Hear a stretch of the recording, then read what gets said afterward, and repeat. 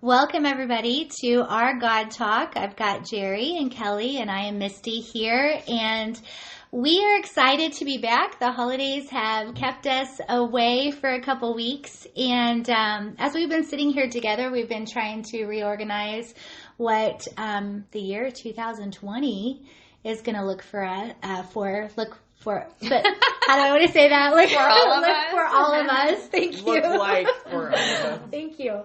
And I think all three of us, I can speak for all of us that we're very, very excited. We're going to try and do this on Wednesdays and be as consistent as possible. Yes. But it's January 1st, New Year, so let's talk about what each of us are looking forward to changing in our lives for 2020 or making better. Do you guys do New Year's resolutions? And I don't do New Year's resolutions. I don't know yet. But I do ask the Lord for a word for the year. And has He given you one? He has. And? It is reconciliation. For me, I was looking it up. I was like, 'cause I want to know what that is a little deeper. And what I gathered was, I have repented for some things that have happened in my life the last few years that have kind of thrown me off track. And now there's the reconciliation where it's changing me to be more like Him and really walking into a new place. Mm-hmm. And so I'm super excited about that. I'm trusting that it's true. Last year, my word was, I think it was insurgent. Oh, it was a big word for me. Yeah. And that was actually like calling out things, even though people think that it's right and okay, but when it's not okay with God. Mm-hmm. And that, holding people accountable. Yeah, and myself. And I can definitely say it was a year of that. It was a year of, but I look back at that and I look at my expectations for the year last year and everything and how that all went. And it followed along those lines. And when I first started doing this a few years ago, I was surprised about that. But now I'm excited to do that every year. It gives me preparation for what's to come in the new year and what to think about and, think about the plans the Lord has for me, the plans that He has for our country and friends and the church, So Mm-hmm. I think it's important to ask the Lord for a word or an expectation Yeah. And do you ever look back over... I think when I was young, I did not do this because, of course, I was young. But you look back over the last year, and I'll think of a couple of different things that happened and realize deep in my spirit how much I have really changed. Mm-hmm. Because you don't realize sometimes when you're going through small hurdles or different things throughout the year, or we get busy and you don't stop and kind of analyze. Yeah. But when you look back, there'll even be things that I reacted to a certain way that I would not react to now because I've grown with focusing more on Him. And that always is a good way to end your 2019 or whatever year it is to go, I did the best I could. Probably not. But done better, but at least you were focused. But I was more focused this year, and I really have changed, and that really is true, that Jesus will change you from the inside out if you're asking Him to. And sometimes, and it's funny to look back on something you were really upset about and go, I'm not upset about that at all anymore. Yeah. That's all fine. That all worked out. It helps me with my faith to go, wow, I was so stressed out about different things last year, and He's brought me through all of them, and why do I waste my energy, worrying or being stressed about anything instead of just putting it in His hands, because He always handles everything. I think of it as a picture of it is like climbing the ladder of life. Like if you climb up, you may not be at the top of the ladder by the next year, but you have definitely moved forward. Mm-hmm. and you're aware of your steps, so you can go back and retrace, and you can see where you've grown. Whereas But if then you don't have an expectation, you don't really remember where you were and where you are now, and have you really grown. So, But I used to like just make circles around the ladder. yeah, Like not really, Yeah. and he'll let you do that. And that's what I mean. The difference is when you change your focus, I started focusing more on him, and then I've progressed faster and easier without all the pain of being intentional. Really, is being what it intentional about it. Yeah. So going into 2020, do you feel like is it just more intentional, more focused, continuing that? My or do you have anything because I'm fairly, I have kids, I have grandkids on the way. I feel pretty good about life. It doesn't mean every day is great or anything, but my focus for 2020 is to hopefully have God, ask God to put people in front of me that I can help, I can serve. If there's something I'm supposed to learn, put people in front of me that I can learn from, or people in front of me that maybe I can help in some way. To me, it just feels like in my life, it's all about people. It's all about family and about, people that we don't pay any attention to in life. Ask God to bring people into your life. And he knows what ones, Yeah. and then just give it up and just be kind of excited about what he's going to do. Yeah. Because of my, these two know, but I have a new job helping the elderly, and it is really just gives you a different perspective on things. Takes all the focus off of you, serving, helping others that maybe aren't even that nice about it, but you see them the way God must see them, and taking the focus off of your everyday problems always helps everybody, focusing on others. Because I think our country, especially, but really the world, a lot of hurting people, a lot of people who need help, a lot of hurting people, a lot of people who need Jesus. So I just pray in 2020 to, help. Let him use you. I know Jesus, but I want him to use me. Yeah. In any way, In a greater way. I want But to be you have the willing. Holy Spirit, so you. And I want to be represent Him. willing. Mm-hmm. So that's really cool, Jerry. Because was it last year or the year before? When was most of your depression and stuff? Well, really my whole life. Okay. But I mean, it's like in seasons of it. But it was like almost a 2-year period. So you went through all that time of evaluating yourself and changing yourself, and now this year is a year for you to turn out and focus on others instead of... And I have done that before in the past. Yeah. But every time you take your eyes off Jesus and back on yourself is when I get into trouble. And so this last year I've tried to keep my focus on him and to let go of some of the reins. Let him worry about it. He's a big God. Let him worry about it instead of always thinking I have to, fix everything. And just be open to what he's going to, put in your life. Maybe have just like this kid-like expectation. What are you going to do now? What are you going to do now? Well, we're supposed to have childlike, come to him as a child, as a child would, so. Yeah. And we get cynical, so it's hard to... Yeah. There's a lot of pain in the world. I want to help everybody, and you can't. And so I cry sometimes. The news stuff. Yeah. But I can't save the whole world. But I can ask him to put people in front of me. Yes. That I can help in some little way. You can do your part. Mm-hmm. Yeah. How about we all you, need to do our Misty? part. I'm like a ball of excitement right now. Just because I look back, well, God has already changed my life in the last few years so much, but I remember my excitement, and I don't know if it was the beginning of the new year, because I've never been big on New Year's resolutions or anything like that, but it was actually at the beginning of January. I had high expectations for the year, and I knew in my heart that there was going to be a lot of transition and change. I just didn't know exactly what it was yet. And I look back, at this last year, and I think, wow, I quit my job. I quit a good, stable job, and I totally took a leap of faith and did my photography business full time. It's successful. It's going really well. I felt led to do the podcast. So what did we do? We put it together.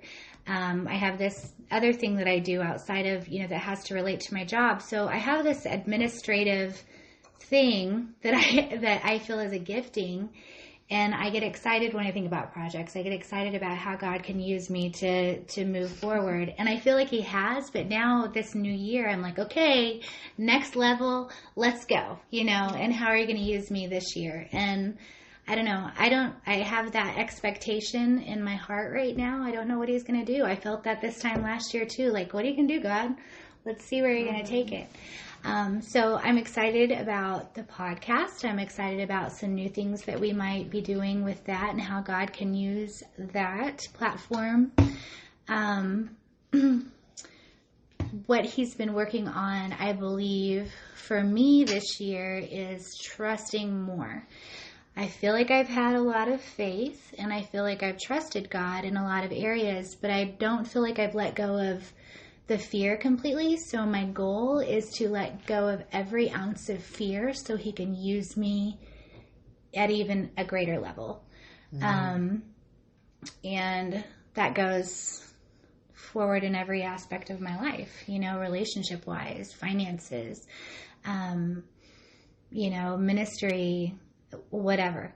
I'm looking forward to more creative, innovative ideas and what he can, how he's going to work through me through that. So, because there is no doubt he's going to be right there with us. If you're a believer and you have the Holy Spirit, he doesn't take a break or anything. No. We take breaks, but he does not. He loves hearing that we are willing and being excited about about being a vessel for him. I can't speak for him, but I'm thinking he's pretty excited when he hears how important he is to us and we want to be used. A lot of people don't really want to be used and if we to help others, especially ready and willing bodies, he's going to work through us, and that's what's exciting. What is that part in the Bible, you two will know, where it says that he's looking for... We all know what the devil's doing. He's prowling and looking to destroy, but it says he's looking for what? Someone after his own heart? Mm-hmm. Was that David? Yes. David was a man after God's own heart. Mm-hmm. Yeah. And that's what I want to be. Yes. I want to be after his heart. Mm-hmm. I will say to him outside when it's, a nice day out, I'll be like, I am in you, you are in me. Mm-hmm. We are together. We are one. I am in you, you are in me. And it sounds so crazy, but I just say that out loud over and over to myself because it's the unseen that is the miraculous. Yes. Part. Well, and he's right there. One more thing that I feel like he is also speaking to me is when I talk about fearless, I want to be more giving and I don't want to hold back. Mm-hmm. And I think that I've had fear of not giving like I should, or because I don't know, I think we consume ourselves sometimes with our own issues, and I don't want to be that way. Kind of like what you're saying too. It is fear anytime you don't move forward because you try to protect yourself or your situation or whatever. So fearless. Maybe that's my word this year. Fearless. Which goes right along with trust, because, and when I say I don't worry anymore, to me, I'm not saying out loud really, oh, I trust you. I have done that before, but it's more like, Jerry, let go of it, let go of it, and just let him, and just not even give it another thought. So when you say fearless, with me, things I used to worry and fret over, make my stomach hurt over, my neck hurt, worrying, I've finally gotten, and I'm not perfect, but to the point where I try to just not even have those things in my head. Yeah. Even saying, I trust you with this, Lord, is almost like me not, like having to say it out loud all the time. I'm really working on just knowing, it's a new day every day, and he's going to put new things or new people in front of you and try to be as godly as possible. Talk to him throughout the day. I just offer myself as a sacrifice and say, it's not like I am coming to you. I am putting myself on the altar and I am saying, have your way in my life. I'm letting go of my fears because my fears are not of you. And it's only of you. That's all that I want. You know, when I'm fearful, it's me and my worries. So I'm putting myself up there saying, this is yours, God. I'm yours. And everything I have and hope for is yours. So when I, Jerry, I think see me probably, and I'm going to refer, but you know, like in the beginning, when I quit my job, I think you probably remember like how excited I was. Like, I just was like, all right, let's go. I'm ready for this. And January came, and I don't have a studio yet. Not January, November. And I don't know why I've had I've been very, very positive. But when winter was lingering, I started to really start to get fearful about what my winter was going to look like and if I was going to be able to support my family on my income and, you know, and once I let that in, so this is me learning within the last year, when I let that in, it really sent me down this road to depression, and I could feel that. Because you agreed with it. Because I was agreeing. And so, and I think in our last podcast, I talked about inner healing, and I remember getting to a point where I was like, what the heck happened? You know, where did this come from? And I got on my hands and knees and I started to renounce those agreements that I made. And you know what? God has proven to me, when did I quit my job? June? Month after month, that He's taking care of me. And so it's nice to be able to go back, and, you know, money comes when I don't expect it, and, you know, and He's my provider. So what I recognized this last year was that I didn't trust Him in all areas of that. I still held back. So that's why this year I'm like, no more.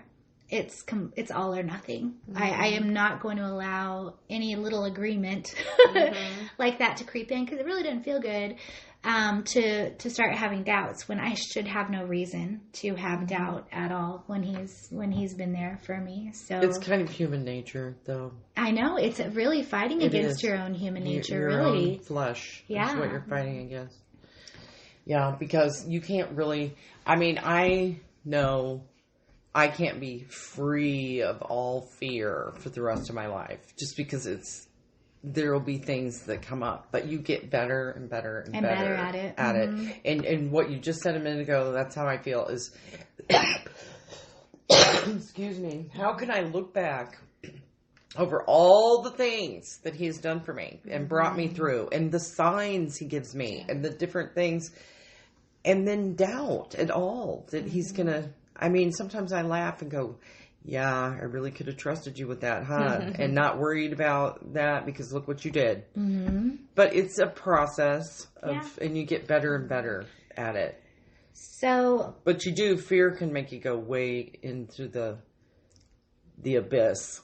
But being intentional, like you said, and how November and December came and you did okay, you look back and you remind yourself that He did it then, and He's going to do it again. Yeah, He's been working in amazing ways. And just going back through this past year, having that positive mindset, trusting, man, has He worked in all of our lives in such an amazing way. And it's really, really cool to see. And when I was thinking of the podcast initially, and it's still this way, what I want for our listeners is I want them to go about 2020 with peace, trust, no worrying, no fear. I want them to know what that's like, because I knew that that's what I experienced, you know, and that's what I want you guys, our listeners, to experience. All of us want that, is that total faith and trust in God, and in that you will get surmountable amounts of joy and peace. And it's not always easy, but knowing that He's working on your character. And so I hope in our last podcast throughout the, you know, this 2019, you know, that we were able to relay that in some way. This year, I want us to not only do that, but I want us to make some resources out there available for our listeners, open up some doors possibly for them, and make it more personable. Have more maybe speakers and testimonies. I think we would have liked to have had more testimonies last year. Didn't quite get as many as we would like. So that's something that hopefully we can work on this year as well. I feel like we give a little mini testimony. We do every week. time. Yeah. Always talking about myself. But, different areas that you grow in. And also, I think the reason I love this is because there are other people that think the same thing you're thinking, or they're going through the same thing, or they're going to go through it, don't even know it yet, or have been through it and overcome. It's just all relatable because we're all hopefully not that different from each other. There's certain sins that have been around since way before Jesus, okay? Yeah. Since day one. And we get to thinking that we're all so different. And really, we all struggle with some of the same sins, some of the same, self-hatred sometimes, or whatever. I mean, whatever that part of you that you don't necessarily like, that you wish was more like Jesus. But it's a process. And that's what I find. And I like myself more and more and more. Yeah. The more he's changed me. Yeah. Not that I was some horrible person or anything. Just I feel so much stronger in the Lord. And that gives you a peace. Right. Yes. Yeah. A big peace that I didn't have before. I think one thing that is ever present is... Well, actually, we've talked about forgiveness a ton. What has changed in my vocabulary the last couple weeks is blessing people. If I feel a little uneasy about someone because of what they did or how they made me feel, I say, Lord, Jesus, bless them. And I don't know. I mean, that's something that has kept peace in my heart.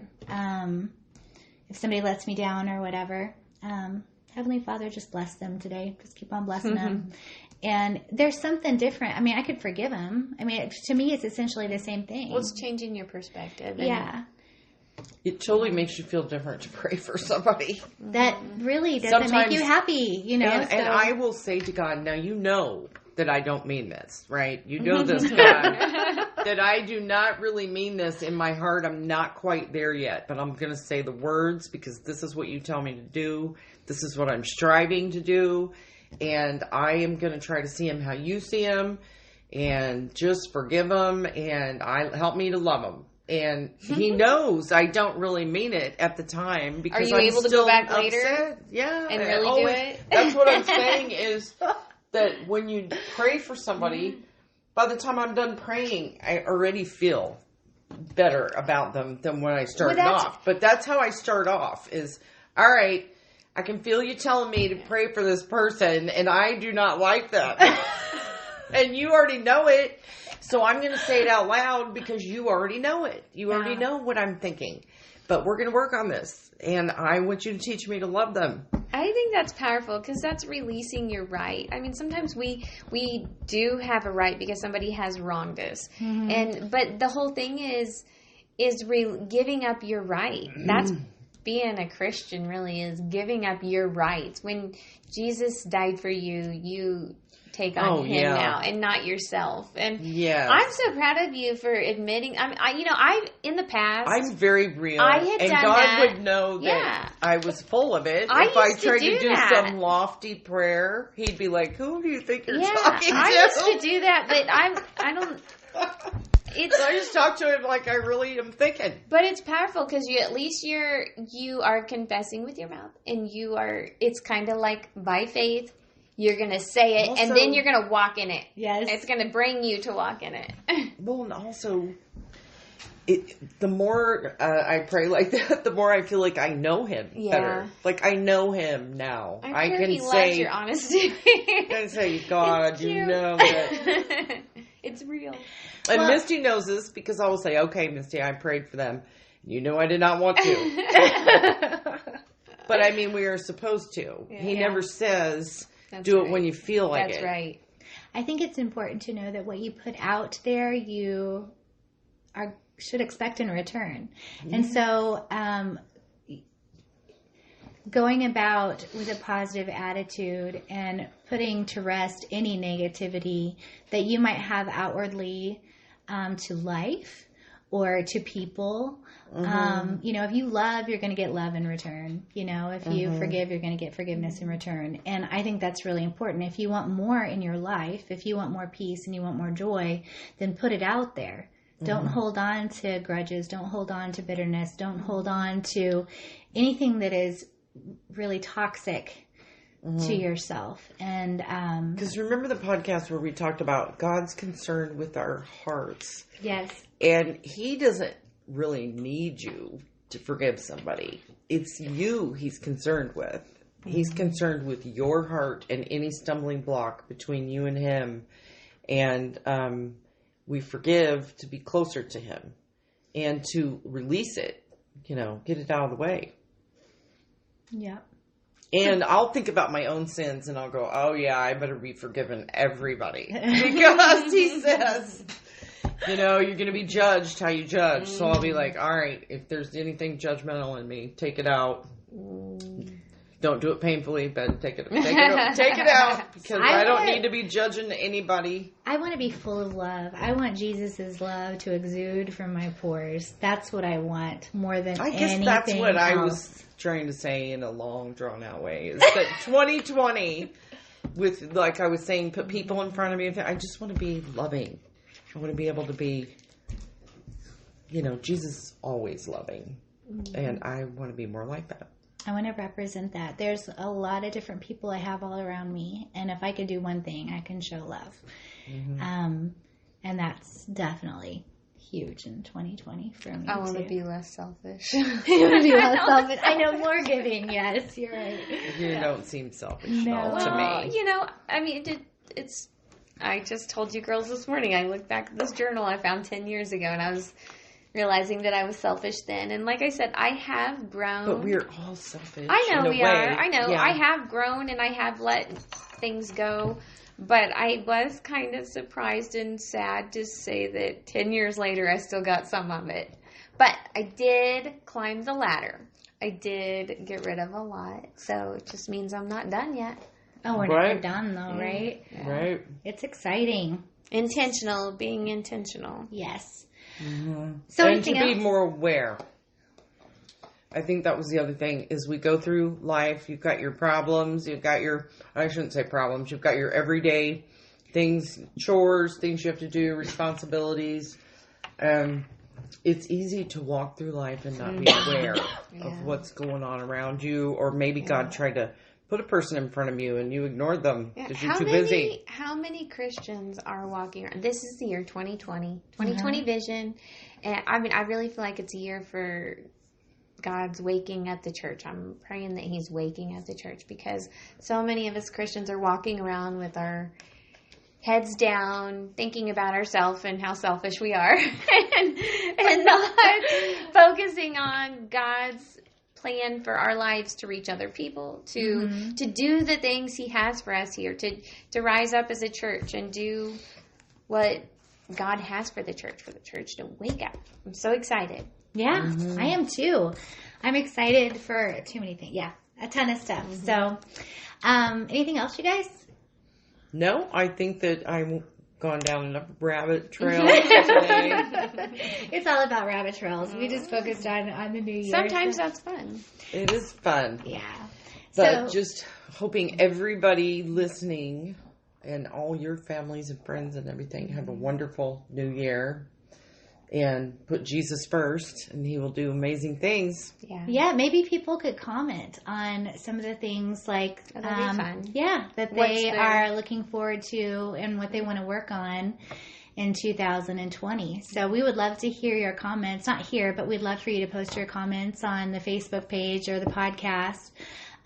What are some things that you want to be intentional? I was going to say, if you're intentional about, I actually want to do something to help someone else. Mm-hmm. Even if I could name 100 things, but Yeah. it's whatever you decide or whatever God puts in front of you to be helpful to another human. It feels really good. Yes. Yeah. Yeah.